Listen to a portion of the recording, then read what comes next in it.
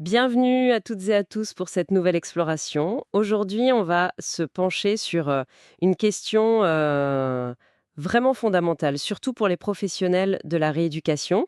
Cette relation complexe, souvent en boucle, entre la douleur et le stress. On s'appuie pour ça sur une revue scientifique assez récente, parue dans Frontiers in Pain Research, et elle décrit ces deux états comme de véritables, je cite, épidémies mondiales.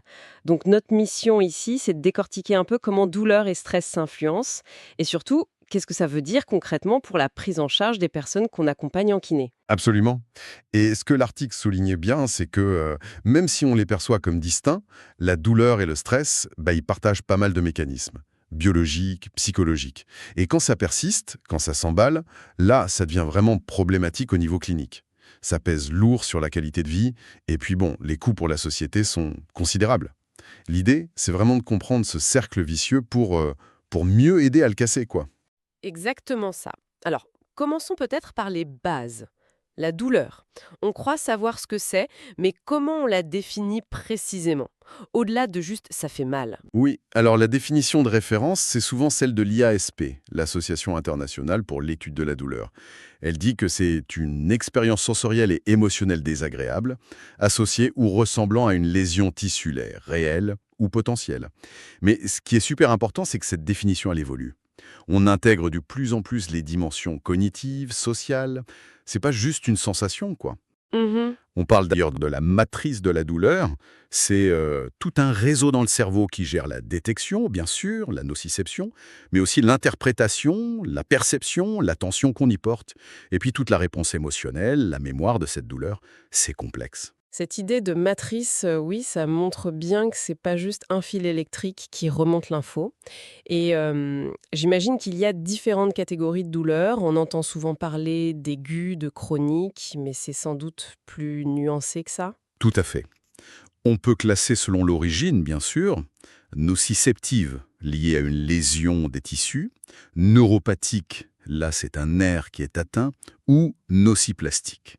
Ça, c'est quand le système nerveux lui-même devient hypersensible, sans forcément de lésion claire. Et d'ailleurs, souvent, c'est un mélange des trois, hein. Oui, c'est rarement pur. Exactement. Mais l'article insiste beaucoup sur le temps, sur la durée. Il propose un spectre, en fait. On a la douleur aiguë, courte durée, quelques semaines max, liée à une blessure, une opération. Elle a un rôle d'alerte, de protection. Puis, il y a la douleur récurrente ou épisodique. Ce sont des épisodes courts, mais qui reviennent souvent. Pense aux céphales et tensions, aux migraines, ou certaines douleurs de règles. Ensuite, et ça c'est une phase vraiment critique, c'est la transition de l'aigu vers le chronique. Ça dure quelques semaines jusqu'à 3 mois environ. C'est là qu'il faut agir pour éviter que ça s'installe. Une fenêtre d'intervention clé donc. Exactement. Et puis, on a la douleur chronique, celle qui dure plus de 3 mois, même si la cause de départ a disparu ou si elle est traitée. Et ça, c'est important, c'est maintenant vu comme une maladie en soi, pas juste un symptôme qui traîne. D'accord. Cette phase de transition est donc vraiment à repérer en pratique. Et le stress alors? Ce mot un peu fourre-tout, comment on le définit ici, dans ce lien avec la douleur? Le stress, fondamentalement, c'est une réponse. Une réponse de notre corps, de notre esprit, face à un défi, une demande, ce qu'on appelle un stresseur. Il faut bien voir que la douleur elle-même, c'est un stresseur. Un gros stresseur, biologique et psychologique. Ah oui, bien sûr. Le stress devient un problème, on parle de stress chronique, quand on a l'impression que les exigences, ce qu'on nous demande, ça dépasse nos capacités à y faire face. L'article mentionne les stresseurs habituels, la santé, le boulot, l'argent, la famille. Mais ce qui est crucial, c'est vraiment la perception qu'on en a. Comment on le vit, comment on y réagit. C'est très personnel. C'est là que ça devient vraiment passionnant et compliqué, non? Comment ces deux trucs, la douleur et le stress, en viennent à s'alimenter l'un l'autre, cette fameuse boucle? Oui, alors l'article décrit deux modèles principaux qui en fait se rejoignent. Le premier, c'est l'idée de charge allostatique induite par la douleur. En gros, quand on a mal, ça active nos systèmes de réponse au stress. Si la douleur continue, s'installe, cette activation permanente finit par user le système, Le corps s'épuise en quelque sorte? à force d'être en alerte. C'est exactement ça. Ce processus d'adaptation, l'allostasie, qui est normalement là pour nous aider à maintenir l'équilibre, l'homéostasie, Eh ben, il se dérègle. Et ce dérèglement, il va lui-même contribuer à maintenir la douleur, voire à l'aggraver. C'est la charge allostatique. Et si ça va trop loin, la surcharge. L'autre modèle, c'est un peu l'inverse. La précipitation par le stress. Là, c'est le stress intense, prolongé, surtout si on se sent impuissant face à lui, qui peut déclencher ou amplifier les douleurs. Les maux de tête, les tensions dans le dos, le cou. Ah oui, les fameuses céphalées de tension quand on est stressé. Voilà. L'usure liée au stress nous rend plus vulnérables à la douleur. Donc, au final, que ce soit la douleur qui active le stress ou le stress qui favorise la douleur, eh ben, on se retrouve dans un cercle vicieux. L'un renforce l'autre. D'accord. Un cercle vicieux classique, mais avec des mécanismes complexes en dessous. L'article en parle sous l'angle biopsychosocial. Si on commence par le bio, la physiologie, qu'est-ce qui se passe vraiment dans le corps en nous? Alors, il y a plusieurs processus physiologiques qui sont vraiment au cœur de cette interaction. Un concept central, c'est la neuroplasticité, mais maladaptative. Le cerveau, le système nerveux, il change avec l'expérience. C'est la plasticité. C'est normal. Mais parfois, ces changements, ils sont pas bénéfiques. Ça apprend mal en quelque sorte. C'est un peu ça, oui. Un exemple, c'est la plasticité de l'amygdale. Cette petite zone du cerveau, très liée aux émotions, à la peur. Elle peut devenir hyperactive, même changer physiquement, à cause de la douleur ou du stress répété. Et cette hyperréactivité, après, elle va entretenir la douleur et nous rendre plus sensibles en général. Ce qui pourrait expliquer en partie pourquoi l'anxiété et la douleur chronique vont si souvent de pair chez les gens qu'on voit. Tout à fait. Et puis, il y a un autre phénomène majeur, la sensibilisation centrale. Là, c'est carrément le système nerveux central qui modifie sa façon de traiter les infos douloureuses. Il les amplifie. Résultat, des choses qui ne devraient pas faire mal deviennent douloureuses, l'allodynie, ou une petite douleur est ressentie comme très forte et dure longtemps, l'hyperalgésie. Mhm. C'est un mécanisme qu'on retrouve beaucoup dans la fibromyalgie, la migraine chronique. Et le stress chronique, lui aussi, il peut contribuer à cette sensibilisation, notamment via l'inflammation qu'il génère dans le cerveau, la neuroinflammation. On voit comment le système peut vraiment partir en vrille. Et au niveau des hormones, des messagers chimiques dans le cerveau, cette fameuse soupe chimique, qu'est-ce qui se dérègle? Alors ça, c'est le deuxième gros morceau, les dysfonctionnements neuro-endocriniens et des neurotransmetteurs. Le grand chef d'orchestre, c'est l'axe HPA, hypothalamo-hypophyso-surrénalien. C'est notre système principal de réponse au stress. La douleur, comme le stress, ça l'active et ça libère du cortisol. Normalement, c'est temporaire. Mais si ça devient chronique, j'imagine que ça se passe mal, hein? Bah oui, une activation chronique peut finir par épuiser l'axe. Et ce qui est paradoxal, c'est qu'on voit parfois chez les gens avec douleur et stress chronique des niveaux de cortisol plutôt bas, un hypocortisolisme. Et ça, c'est associé à plus de douleur, plus d'inflammation. Le cortisol joue aussi un rôle dans comment on apprend la peur, donc ça peut renforcer les comportements d'évitement. En gros, c'est un système d'alarme qui finit par se dérégler et aggraver le problème qu'il est censé gérer. Il y a d'autres messagers qui sont touchés. La dopamine, par exemple, liée à la récompense, à la motivation. Un manque chronique de dopamine peut être lié au stress chronique. Ça pourrait nous rendre plus vulnérables à ce que la douleur s'installe, parce que ça perturbe comment on apprend à interpréter les signaux douloureux. D'accord. La sérotonine aussi, très connue pour l'humeur, elle module la douleur de façon complexe. Des fois, elle calme, des fois, elle excite, et elle gère aussi les réponses au stress. L'anxiété, qui est souvent là quand on a mal, elle est influencée par la sérotonine et elle peut elle-même faire qu'on perçoit la douleur plus forte. C'est vraiment un cocktail chimique complexe. Et l'inflammation là-dedans? On en parle de plus en plus pour les douleurs chroniques. C'est le troisième pilier fusion important, hein. L'inflammation chronique. L'inflammation aiguë, quand on se blesse, c'est normal, c'est utile, mais si ça ne s'arrête pas comme il faut, ça devient chronique et là, c'est délétère. La neuroinflammation, l'inflammation dans le système nerveux central et périphérique, on se rend compte que c'est un moteur majeur de la persistance de la douleur. Mm. En plus, une inflammation générale, même de bas niveau dans tout le corps, c'est souvent lié aux troubles de l'humeur, comme la dépression, l'anxiété et aussi à la fatigue chronique. Des choses qui accompagnent très souvent la douleur chronique. Et point crucial, le stress psychosocial, le stress de la vie de tous les jours, du travail, des relations, eh bien lui aussi, il peut favoriser cette inflammation, dans le corps et dans le cerveau. On voit bien la cascade au niveau du corps. Mais au-delà de la biologie, comment est-ce que l'esprit, nos pensées, nos comportements, ils réagissent face à tout ça, à cette douleur, ce stress? C'est souvent là que nous, les kinés, on a un rôle à jouer, non? Absolument. C'est le côté psycho du modèle biopsychosocial, et il est fondamental. Un cadre qui aide bien à comprendre ça, c'est le modèle de la peur-évitement, le Fear Avoidance Model. L'idée, c'est que des facteurs psy-négatifs, l'anxiété, les pensées noires sur la douleur, la peur, vont influencer comment on perçoit la douleur.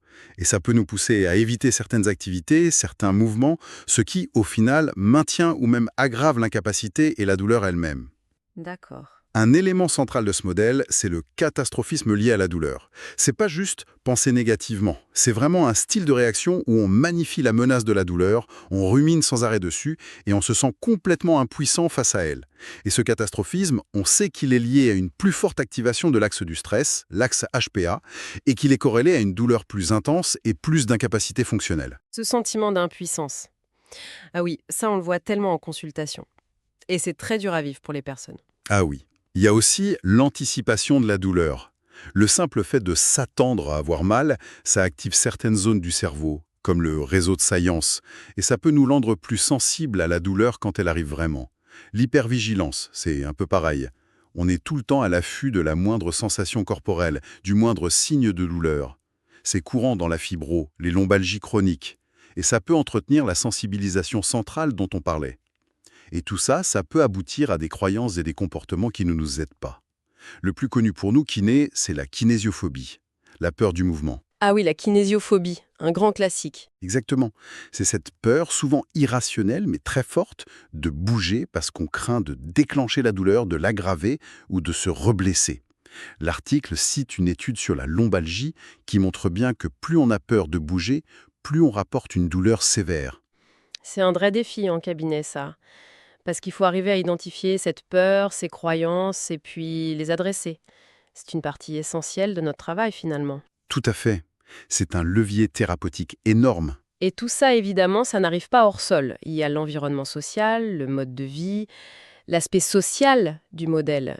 Comment est-ce que ces facteurs jouent leur rôle? De douleurs chroniques, plus d'incapacité. Le stress lié à la précarité, boulot, argent, logement, un accès aux soins plus difficile, parfois le sentiment que la douleur est moins prise au sérieux, tout ça joue. Et c'est à double sens, hein. Avoir mal tout le temps, ça peut aussi faire basculer dans la précarité. Bien sûr, perte d'emploi, absentéisme. Voilà. Le soutien social aussi, c'est déterminant. Ne pas se sentir soutenu, à être isolé, c'est clairement mauvais. À l'inverse, avoir un bon réseau, se sentir compris, aidé, que ce soit pratiquement ou émotionnellement, c'est lié à moins de douleur, moins d'incapacité. Il y a même un modèle, le modèle communal d'adaptation, qui décrit comment les réactions de l'entourage, trop de sollicitude ou au contraire pas assez de validation, peuvent influencer comment la personne vit sa douleur et s'adapte. Ça souligne l'importance de prendre en compte tout l'environnement de la personne dans notre approche. Et pour le mode de vie plus individuel, Ah, c'est un chapitre énorme. La sédentarité, pour commencer. On passe nos vies assis. L'article donne le chiffre de 9h30 par jour en moyenne aux USA. C'est fou. Et ça, clairement, ça augmente le risque de douleurs musculo-squelettiques, dos, cou, épaules. Et cette sédentarité, elle est souvent aggravée par la peur de bouger, la kinésiophobie et par le stress. 9h30, c'est effrayant quand on y pense. Oui, l'obésité aussi, c'est très lié à la douleur chronique. C'est une relation à double sens. L'obésité est un facteur de risque inflammation, stress sur les articulations. Et la douleur chronique, en limitant l'activité, en perturbant le sommeil, ça peut faire prendre du poids. Et le stress chronique, lui, il favorise les deux. Tout est lié. Tout est lié. L'article parle aussi des substances. Fumer, c'est associé à une douleur plus forte, une moins bonne récupération. L'alcool, que certains utilisent pour gérer la douleur, ça peut finir par l'aggraver et créer d'autres soucis. Et enfin, un point, mais alors absolument central, le sommeil. Les troubles du sommeil, c'est une boucle infernale hyper fréquente avec la douleur. Ah oui, ça. Mal dormir, ça nous rend plus sensibles à la douleur via l'inflammation, l'axe HPA, les neurotransmetteurs. Et ça diminue notre capacité à gérer le stress. Et évidemment, avoir mal, ça empêche de dormir. C'est sans fin. C'est une vraie toile d'araignée où tout se tient. Pour que ce soit plus parlant, L'article donne l'exemple d'un cas clinique, non? Ça aide à voir comment tout ça s'imbrique concrètement. Oui, c'est un cas fictif, mais très typique. Une femme de 31 ans, elle bosse dans le marketing. Elle est en surpoids, plutôt sédentaire, et elle dort mal. Depuis un an, elle a des céphalées de tension souvent, et des douleurs dos, cou, épaules. Point clé, elle évite de faire de l'exercice parce qu'elle a peur d'avoir plus mal. On retrouve la kinésiophobie. Mhm. Ces maux de tête l'empêchent de bien travailler, perturbent son sommeil déjà fragile. Du coup, elle s'inquiète, elle stresse à cause du boulot où elle se sent pas soutenue, elle prend pas mal d'antalgiques et elle a tendance à s'évader, genre en scrollant sur les réseaux sociaux pour oublier la douleur. On voit bien le cercle vicieux. Le stress augmente la douleur augmente le stress, l'inquiétude, les comportements d'évitement. Heureusement, dans l'exemple, son médecin prend le temps de lui expliquer tout ça et lui propose une approche globale. Ce genre de profil, malheureusement, on le rencontre souvent. Et face à ça, justement, face à cette complexité, qu'est-ce qu'on fait? L'article appelle à un changement de regard, non? Exactement. L'impact de la douleur et du stress combinés sur la qualité de vie, il est majeur. Sur le physique, l'humeur, le sommeil, la vie sociale, pro, tout. Donc la prise en charge, elle ne peut être efficace que si elle est holistique, vraiment centrée sur la personne dans sa globalité. Il faut intégrer toutes les dimensions, biomédicales, psychologiques, sociales et comportementales ou liées au mode de vie. Quelques points ressortent pour guider ça. D'abord, bien sûr, une évaluation qui va au-delà du symptôme. Il faut caractériser la douleur, oui, mais aussi évaluer tout le contexte psychosocial. Identifier ces fameux drapeaux jaunes, les yellow flags. Ah oui, les drapeaux jaunes. Voilà, ces facteurs psychosociaux, le catastrophisme, la kinésiophobie, les croyances négatives sur l'activité, le manque de soutien, qui nous alertent sur un risque de moins bonne récupération ou de passage à la chronicité. Et ça, c'est vraiment au cœur de notre évaluation en kiné, de systématiser ce repérage des drapeaux jaunes. Tout à fait. Il faut aussi être vigilant aux problèmes qui vont souvent avec. Anxiété, dépression, troubles du sommeil, consommation de substances.